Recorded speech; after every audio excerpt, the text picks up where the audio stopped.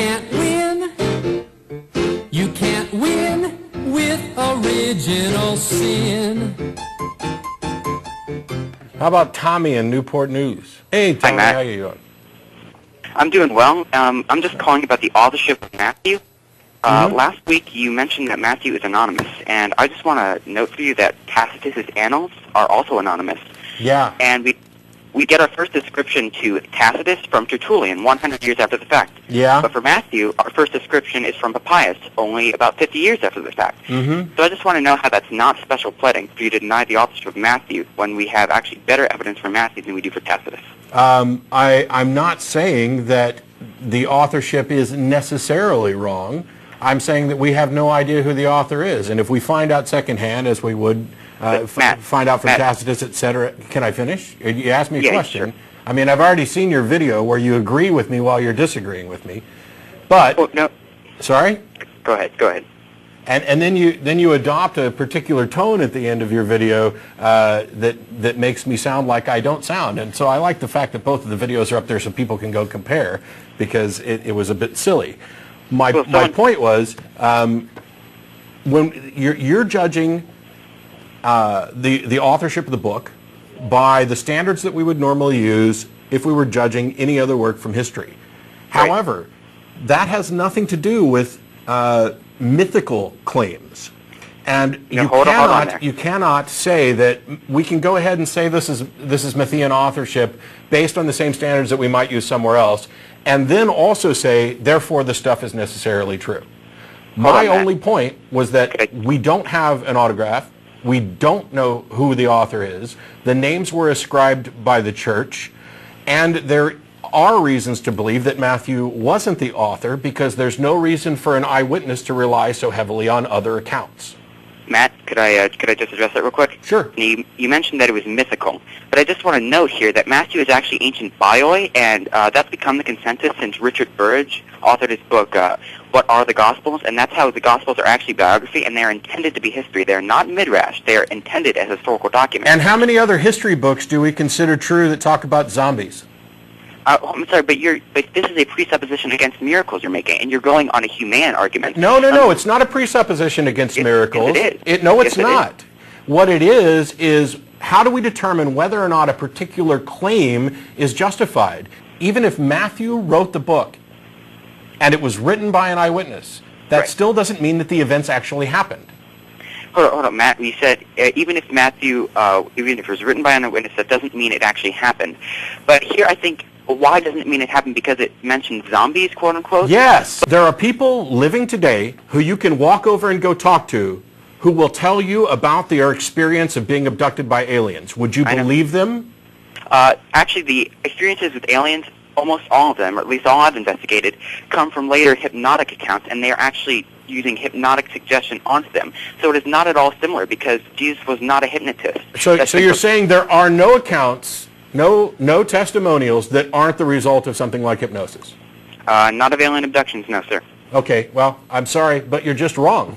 You're making yet another broad-based claim that there are no one of these. You've done this several times. Give me an example to the contrary, though. I gave you a hypothetical. Stop. What about all of the other claims of other religions that claim miracles? Do you believe them as well? No, sir, because the evidence is totally different. Now, you might refer to... No, the evidence is not different. Could you provide me an example? The Quran? No, the Quran was not written by an eyewitness. It does not include miracles. Actually, the miracles are found in the Hadith, and even Muslim scholars dismiss the Hadith. Miracles are not found in the Quran. Really? Really. Okay. So you can't provide me an example, can you? Off the top of my head, can I provide you an example? No. Well, you seem to you claim to know the information well, but you can't provide me examples. And your entire denial of the I don't have to provide you examples of other religions. Should. I'm talking about what standards of evidence I would use in order to determine whether an account is believable or not. And an anonymous book, even if we think we might know who the authorship was, which is not necessarily the case, talking about miracle claims is not sufficient evidence to believe the claim. Why not? Because why should it be? I heard from some guy, or you tell me that this happened to you, and I have no other evidence other than your word that this happened, it's not sufficient to believe that. If you use that as a standard of evidence, you would be believing all sorts of contradictory claims and all sorts of unreal claims. It's much more likely if that is an made up. acceptable standard of evidence for you, then it's not surprising that you find this stuff convincing.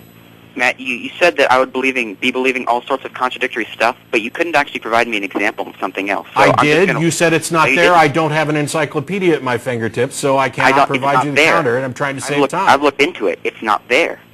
It's not there. So please don't make claims that you cannot back up right here. I didn't make a claim. I asked you did. You said I'd be believing contradictory things. You have not been able to back that up. I said if you used that standard of evidence, you would be in a position to be believing contradictory claims. What other claim would I believe by this standard of evidence? What other claim? Last week, the angel Moroni appeared to me and told me that you were going to call the show. Do you believe me? No, I don't, and I can tell you why. Not? But I've got. But why not? You have nothing other than my claim. Can I finish the statement, please? Okay, the reason that I believe it because a popular theory to the resurrection is that the disciples lied about it, and this is refuted by social factors. That's not my theory.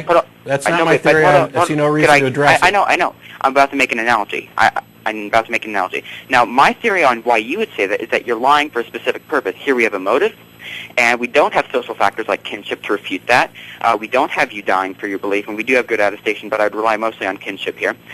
We don't have that kind of evidence, and so the evidence is far better for the disciples than it is for your claim that Moroni visited you last week. Far better. For those how is it better? I understand what you're saying about ulterior motives, etc. But you have a book that you don't have any originals of, that you aren't positive who the author is, with claims in it that aren't supported by evidence from elsewhere. And a long history of spin. And a long history of other people, of motivation for propagating these particular stories. Okay, Matt, you said, well, we don't have originals, and I just want to put out we don't have any originals from any manuscript of antiquity. That's special pleading there. You said we don't know who the author is. It's not special pleading because I'm not comparing it to other things in antiquity. I'm talking about standards of evidence. That's the entire point, though. You're applying a different standard of evidence to this document than you are for others. No, I'm not, because there aren't other documents that I would accept that make these claims. So then any document that makes miraculous claims is disavowed by you automatically. Yes. Right? Okay, yes. So then how can you claim to be an atheist based on the evidence if you're automatically going to dismiss every piece of evidence to the contrary based on the fact that I did not say I would dismiss every piece of evidence to the contrary. What I said was that if I would dismiss texts that made that claim, if there was additional supporting evidence, that's the point that I'm getting to, is how do we go about establishing whether or not a claim is supported by sufficient evidence to justify accepting the claim. Text alone, whether it's from an eyewitness or a purported eyewitness or somebody who knew an eyewitness, is not sufficient evidence for me and for, I don't know, a court of law or science or pretty much anybody who's not willing to believe anything they read.